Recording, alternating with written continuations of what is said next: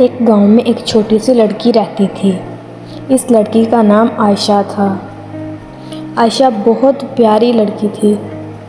आयशा के घर के पास एक बाग था। बाग में बहुत से दरख्त थे। एक दरख्त पर झूला लटका हुआ था। वो झूला आयशा का था। आयशा रोज़ाना झूला झूलती थी। आयशा को झूला बहुत पसंद था। आयशा की एक सहेली थी जिसका नाम सुमैया था। सुमैया आयशा को झूला देती थी। एक दिन सुमैया अपने मामू के घर चली गई। आयशा झूला झूलने बाग में आई। आयशा झूले पर बैठ गई। आयशा को झूला देने के लिए सुमैया वहाँ मौजूद नहीं थी। आयशा झूला ना झूल सकी। आयशा परेशान हो गई। आयशा सोचने लगी, अब मुझे झूला कौन देगा? सुमैया तो अपने मामू के घर चली गई।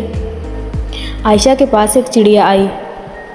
चूं चूं, प्यारी आयशा, परेशान मत हो, मैं तुम्हें झूला दूंगी। तुम अच्छी बच्ची हो, तुम सच बोलती हो। अच्छे बच्चे हमेशा सच बोलते हैं। चिड़िया आयशा के झूले को लाने लगी। आयशा बहुत खुश हो गई। चिड़िया और आयशा की दोस्ती हो गई। दूसरे दिन सुमैया भी आ गई। आयशा और सुमैया की दोनों चिड़िया के दोस्त बन गए।